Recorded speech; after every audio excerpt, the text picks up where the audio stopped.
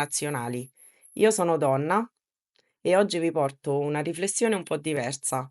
Resta con me e parliamone.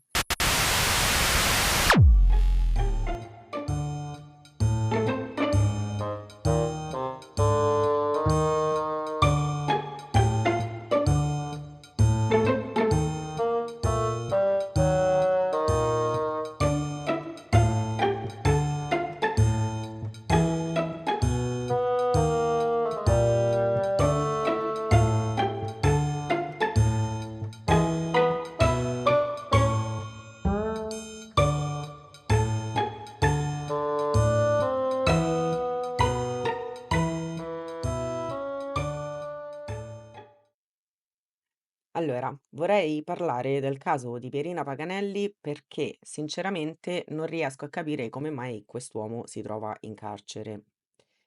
Anche avendo seguito tutte le notizie, le trasmissioni giornalmente, leggo i giornali giornalmente, di video opinionisti, ne avrò visti a centinaia, resto confusa. Quindi vorrei aprire un dibattito perché sembrerebbe che il sistema giuridico italiano a volte opera in maniera antica ed è bisognoso di aggiornamenti, soprattutto alla luce di alcuni fatti che sto per raccontarvi.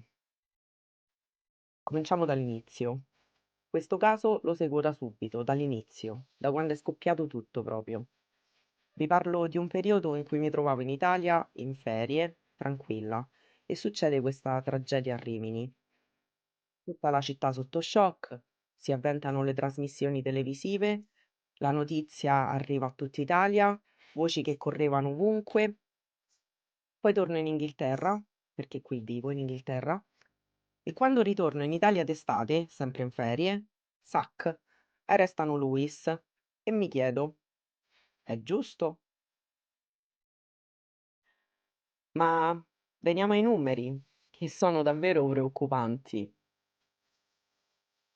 Dal 1991 al 2022 in Italia sono stati ben 30.000 i casi di errori giudiziari.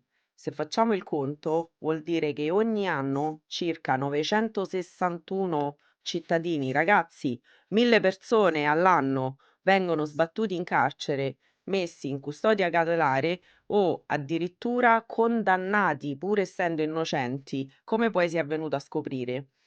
Questi numeri fanno riflettere e ci dicono una cosa chiara. Il nostro sistema giuridico ha bisogno di una revisione urgente.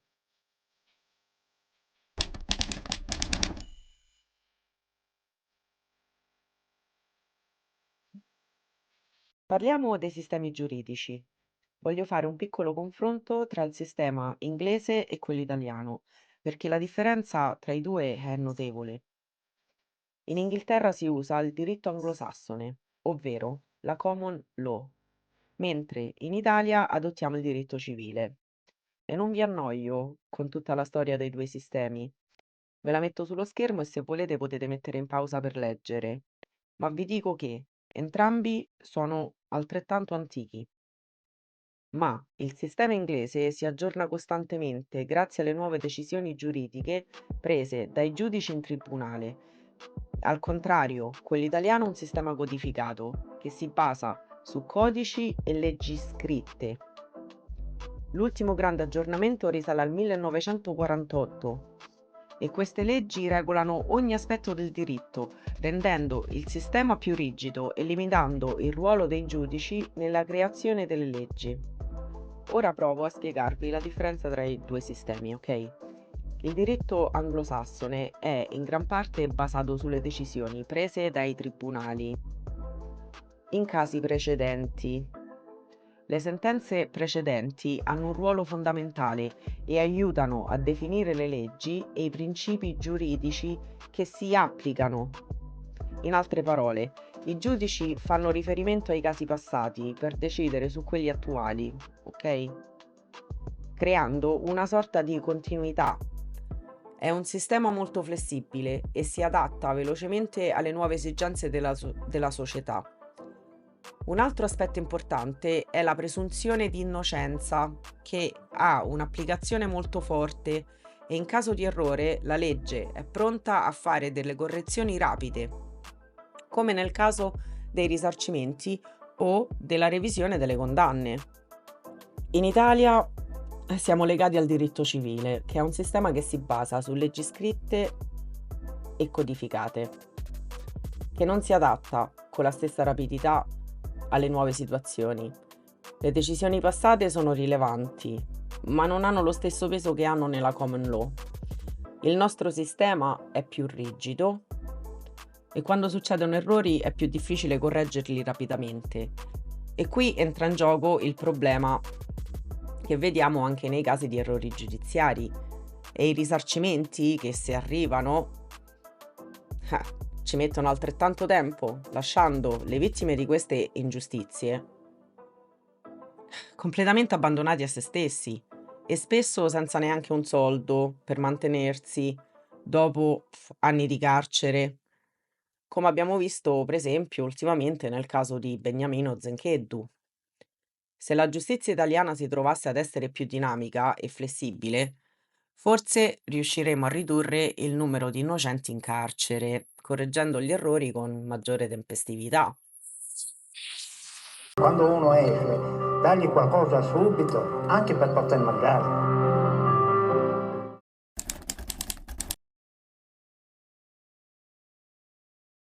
Ma torniamo al caso di Luis e le problematiche legate al suo arresto, ok? Perché se seguite questo caso sapete con certezza che nonostante non ci siano prove dirette, Luis è stato arrestato e si trova ancora in carcere. E tornando alla nostra tabella, vi spiego com'è possibile che Luis, che non è stato beccato con le mani nel sacco, cioè non c'è DNA, la prova regina, ossia la cam 3 che avrebbe dovuto riprendere l'assassino, è risultato che non è Luis neanche quella, quindi anche quella è decaduta. Di conseguenza non c'è nulla che lo colloca alla scena del crimine, eppure si trova in galera. E con questa tabella, soprattutto, vi spiego perché se Lewis si trovava qui, in Inghilterra, a quest'ora se ne stava ancora a casa, bello beato con sua moglie. Partiamo dall'Italia. In Italia funziona così. Se la procura ha gravi indizi di colpevolezza, può chiedere che ti mettano in carcere prima ancora che inizi il processo. Ossia, non serve una prova definitiva, una prova concreta. Basta che c'è un quadro di elementi che, messi insieme, ti fanno sospettare. Se guardiamo la tabella, quali sono i criteri per la detenzione preventiva? In Italia può essere disposta facilmente, anche per reati minori, e può durare mesi o anni. In Inghilterra invece è considerata una misura eccezionale. Si applica solo in caso di rischio concreto, cioè sono sicuri che magari la persona fugge, che la persona è recidiva o che magari intralcia le indagini in qualche maniera, ma la fuga, il rischio di fuga non è una ragione sufficiente per tenerti detenuto in carcere, ok? Perché ci sono misure per evitarlo, ossia il braccialetto elettronico, oppure devi consegnare il passaporto, oppure ti fanno firmare alla stazione di polizia tutti i giorni e magari il braccialetto elettronico. Ci sono insomma misure che vengono applicate per evitare e per evitare anche di tenerti detenuto. In base a queste due differenze, Lewis sarebbe rimasto in libertà in attesa del processo, a meno che non c'erano motivi veramente gravi e documentati soprattutto. Ok. Punto terzo. Libertà su bail, che in Italia è inesistente. Il rilascio prima del processo è meno comune e soggetto a decisioni restrittive. Meno comune non è impossibile, ma non si applica. Mentre invece in Inghilterra la concessione del bail è la regola. E attenzione, bail non è bond come in America. In America il bond è una cauzione pagata con soldi. Qui non è bond, non è cauzione, è bail. Cioè è una cauzione condizionale. Le misure delle quali abbiamo appena parlato, ossia il braccialetto, la consegna del passaporto, non c'è scambio di soldi, non si paga la cauzione. Viene applicata con una serie di condizioni che tu devi seguire. Come tu sgari quelle condizioni, allora lì non è più un diritto il bail, ma diventa un privilegio e in quel caso ti possono detenere in carcere fino al processo.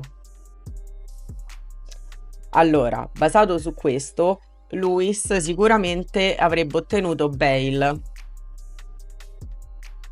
Ci tengo a sottolineare che la cauzione a pagamento come in America non è inesistente, però non viene chiamata cauzione o bond, viene chiamato deposito di sicurezza e viene applicato solo davvero in casi eccezionali, come ad esempio hanno fatto con Chris Brown, che era stato detenuto perché quando è accaduto l'incidente nel 2020, non mi ricordo cosa, si è dato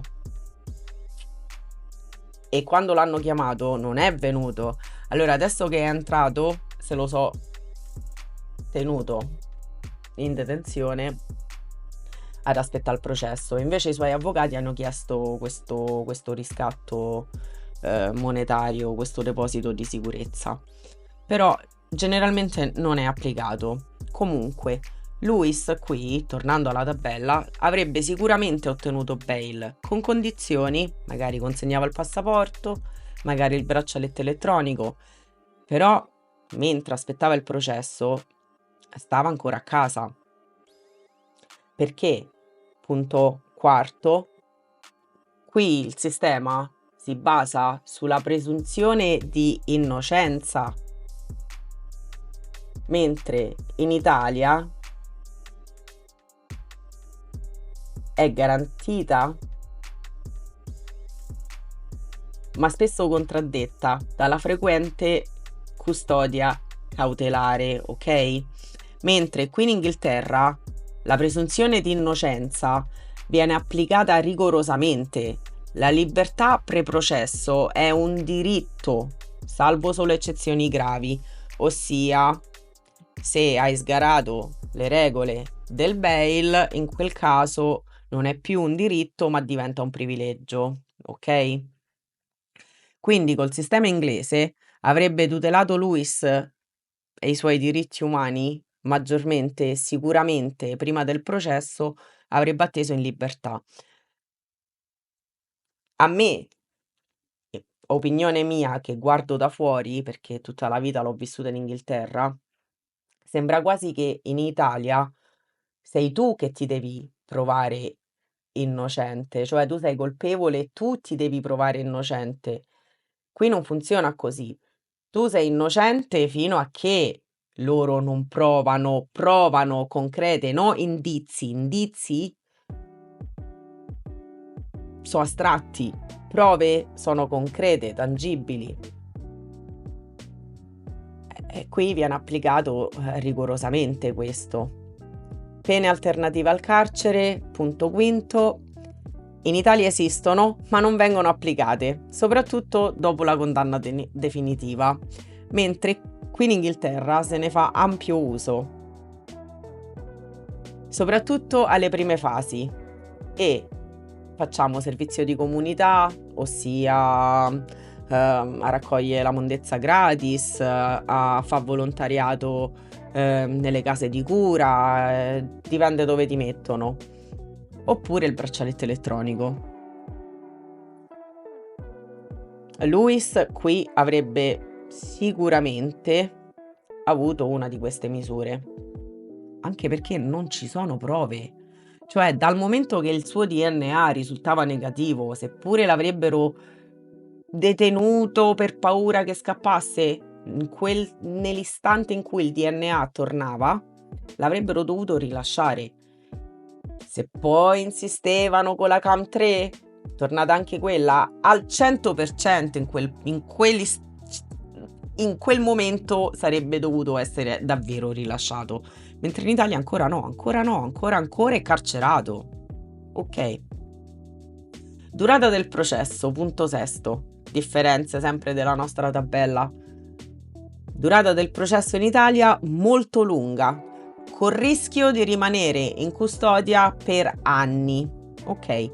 In Inghilterra invece è più rapida e snella, grazie alla struttura accusatoria e all'uso efficiente dei precedenti. Lewis avrebbe avuto un processo più veloce e meno tempo in attesa della sentenza. Pareste poco.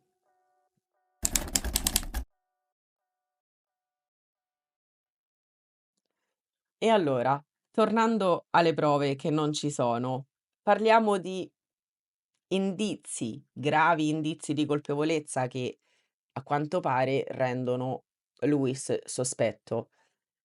Aveva una relazione con la nuora della vittima. Pierina forse lo aveva capito e voleva parlare. Lui non c'ha un alibi forte. Dice che stava con la moglie, ma il telefono era spento, la moglie dormiva. L'assassino era alto, così dicono, e lui è alto e abita nello stesso condominio, quindi poteva agire facilmente. Rientro mentre modifico per aggiungere che ci tengo a dire che queste non sono né prove né indizi, ma pure circostanze. E nel momento in cui il DNA ritornava negativo, qui in Inghilterra Lewis sarebbe immediatamente stato rilasciato.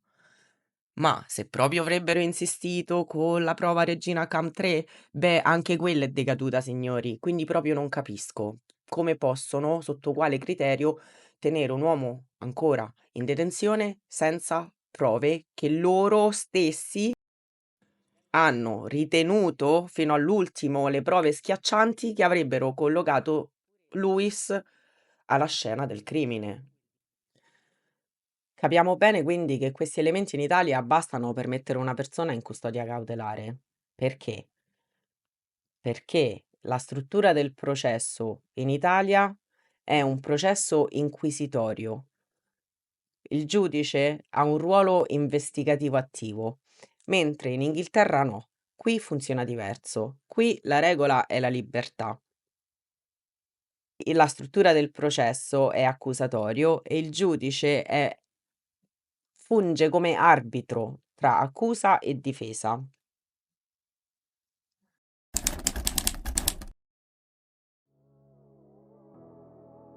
Parliamo un attimo dei testimoni, ossia la famiglia Bianchi, che hanno dato indicazioni sui moventi di Lewis, ma sembrano aver più motivi di Lewis per essere coinvolti nel crimine. Manuela infatti stava per essere disassociata dalla congregazione dei testimoni di Geova e per chi non lo sapesse, la fornicazione è una delle ragioni per cui al 100% vieni disassociato. È una procedura dove devi apparire davanti agli anziani della chiesa come fosse una corte religiosa e è molto vergognoso e imbarazzante. Inoltre sappiamo che era stata Pierina a denunciare Manuela agli anziani. Do conto che in Italia c'è poca conoscenza delle usanze e le pratiche delle chiese che non sono cattoliche. I gruppi cristiani non cattolici praticano usanze molto come quelle delle sette, ok? E la dottrina è molto forte. La dottrina è quella di denunciare chiunque pecca, altrimenti anche tu sei peccatore. Questa è una cosa molto significativa, perché ripeto, porta molta vergogna e che fosse stata proprio la suocera a denunciarla, penso sia un movente molto più forte di quelli che hanno addebitato a Luis. Per poi passare alle sevizie subite da Manuela per anni e anni alla mano di Pierina, a secondo del fratello Loris, anche questa sarebbe una motivazione molto più forte di quelle che hanno poi invece assegnato a Luis. Le motivazioni che hanno ritenuto siano di Luis, ossia che la moglie avrebbe scoperto della storia d'amore con lui e Manuela, non sono valide, perché come sappiamo ben tutti Valeria era più che al corrente di tutto quello che faceva il marito. Di conseguenza le motivazioni, il movente non attacca ragazzi. Per non parlare poi della foto scattata da Loris, in posizione come hanno trovato Pierina. Se non è incriminatoria questa, non capisco come le circostanze che incriminano Luis possano essere valide. Non capisco come hanno fatto a ritenere Manuela più credibile di Luis. Sinceramente con quale criterio? Proprio non capisco. Soprattutto alla luce di tutto quello che poi è venuto fuori sul suo consulente Barzan. È assurdo che le sue dichiarazioni vengano ancora prese sul serio, guarda. Nel 2023 è stato condannato in via definitiva per truffa. Cioè, capite? È ridicolo pensare che una persona sotto la consulenza e l'istruzione di un personaggio simile possa essere considerata attendibile. Io penso che tutte le dichiarazioni di Manuela e del fratello fatte con Barzana al loro fianco andrebbero almeno riesaminate, se non cestinate proprio del tutto. Non si può permettere che un'indagine così delicata venga influenzata da chi ha un passato così compromesso. Non è possibile, non è un sistema giudiziario attendibile.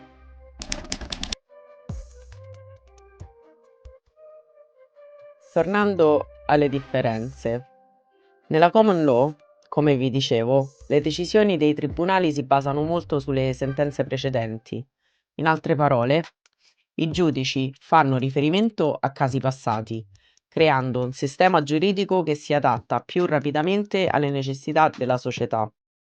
Inoltre, nella common law, la presunzione di innocenza, come abbiamo già detto, è molto forte e i processi si concentrano sulle prove concrete e dirette. In Italia invece spesso non servono le prove concrete per determinare.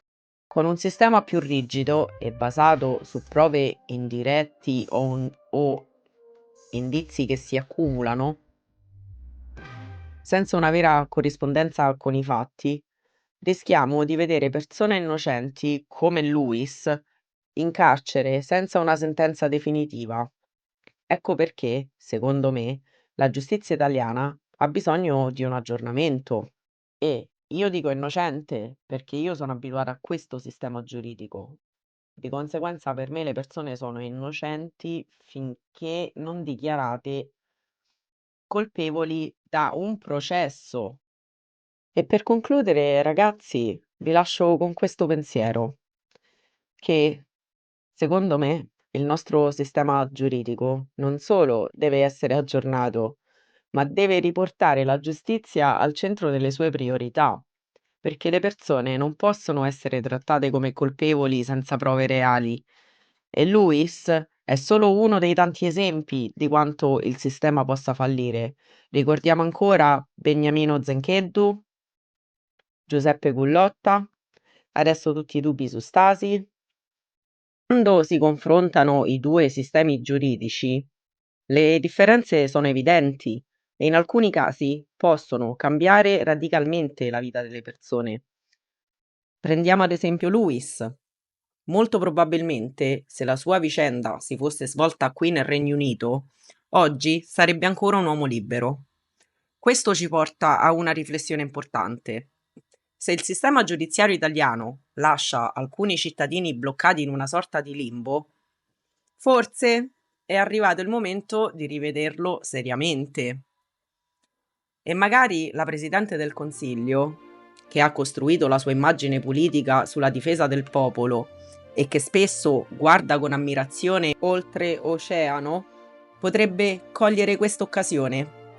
Invece di limitarsi ad ammirare la forza americana, potremmo ispirarci a certi modelli per portare avanti una riforma concreta, un sistema giudiziario che metta davvero i diritti dei cittadini al primo posto.